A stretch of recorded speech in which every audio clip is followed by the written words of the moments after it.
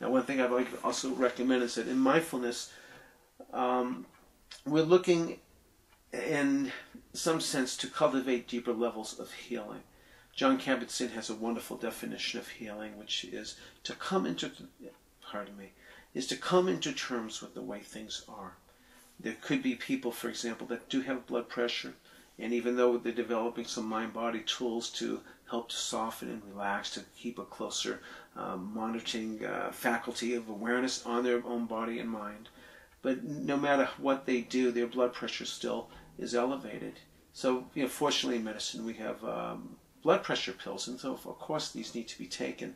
But the deeper level of healing with mindfulness is that perhaps the healing is the coming to terms that you do have blood pressure, and how do I work with my emotional responses to it? And if my emotional responses have a lot of suffering, have a lot of anger, a lot of sadness and fear, mindfulness has this very wonderful way of being able to begin to address these issues. Doctors sometimes say, you got to learn to live with it. But like, how do you learn to live with something that you don't like and you don't want and you wish you didn't have?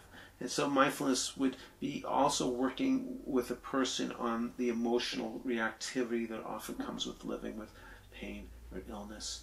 And so the first thing that comes up is someone becomes aware that they are angry, they are scared, they are sad. Those are usually the first three: fear, sadness, anger, also confusion.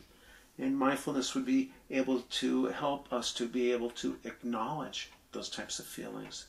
What we discover is as we begin to acknowledge our anger, our fear, our sadness, our confusion, that actually our relationship to our pain, to our illness begins to change. We're no longer meeting it with resistance. This is one of the most important points in mindfulness-based stress reduction, is that when we have resistance to how things are, it only causes more pain, more fear, more suffering. When we learn how to go with what's happening, begin to acknowledge the feelings that we're feeling, gradually in time we may be able to open and come into accepting things as they are. And I use the word acceptance different from the word acknowledgement. Mindfulness doesn't mean that you have to accept or be okay with what's here, because it may be that you're not. I have blood pressure, I hate it, I don't like it, I have cancer, I don't want it, I don't want it to be here. So we're not saying in mindfulness that you have to accept it, but what we want to do is first begin with where it is that we are. Let me acknowledge my anger about my cancer, my headaches, my chronic pain, my blood pressure. Let me acknowledge my sadness, my anger, my fear. And as we acknowledge these feelings, letting, in some ways, honoring the resistance and working with it and acknowledging it, gradually we come into a place of more deeper healing, potentially into a place of acceptance, where we come to, in some sense, to make peace with ourselves, with what it is that we have.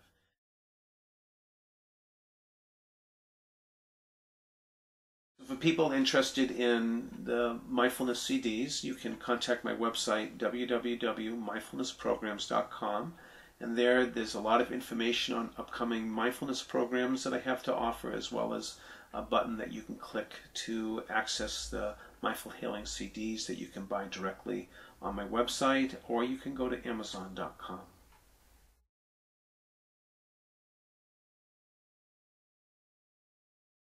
I got involved in meditation when I was in an undergraduate school, where I was living out in northeastern Vermont. But prior to that, I became very interested in spirituality, if you will, from a very early age. I had actually experienced a lot of death in my life, and by the time I was 10, I had lost my brother and my best friend and my grandfather. And so I knew from a very early age that the awareness of death, and as a matter of fact, I remember when I first became aware of dying, which was when I was actually 4 years old, and I was riding in the back seat of my parents' car, and I'm not sure how I got this realization, but I just all of a sudden became aware that I was going to die someday, and that it could happen at any moment. And I expressed my concern to my mom and my dad about this, and they very lovingly said to me, "Oh, don't worry, Bob. It's not going to happen for a long, long time." And I knew, even at 4, that they were just trying to be nice to me. They loved me. They didn't want to scare me. But I also knew that they weren't telling me the truth, because that awareness was that, yes, indeed, it could happen at any time. And as I said, just a few moments ago, by the time I was 10, I had lost 3 significant people in my life.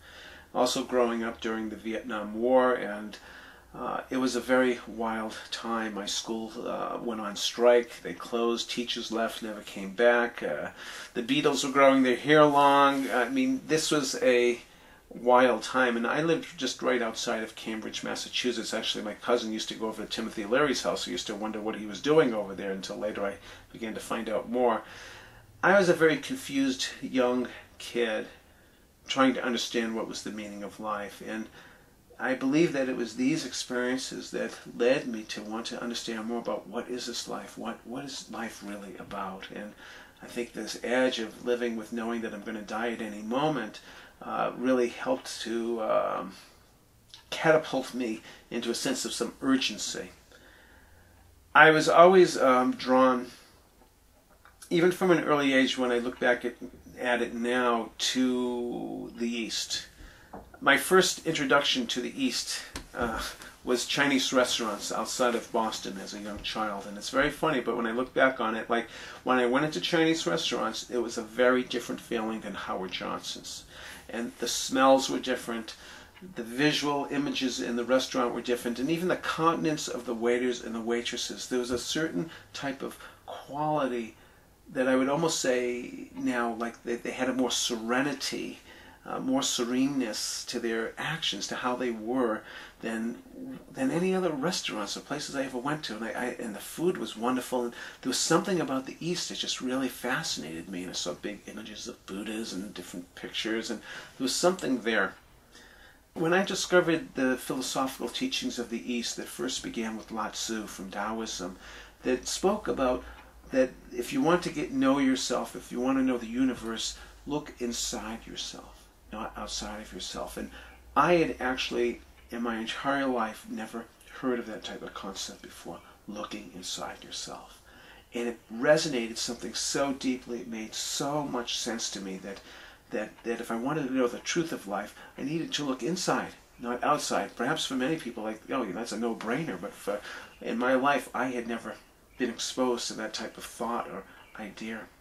Lao Tzu says, there's no need to go and look outside your window, for everything you need to know is inside you. And when I first read those lines from the Tao Te Ching of Lao Tzu, it was like, I just couldn't believe it. Like I felt inside me, this is leading me to something that I need to look into more, an important place. And I began, this is when I was in an undergraduate school in northern Vermont, to pick up different books of the East. I actually took a course called Hinduism, Buddhism, Taoism, and Zen, and I was like a fish finally going into water that hadn't been in water for a long time. And the East in philosophies, I studied Hinduism and Buddhism, as I was mentioning, really began to draw me much more deeply into this way of life, I would say.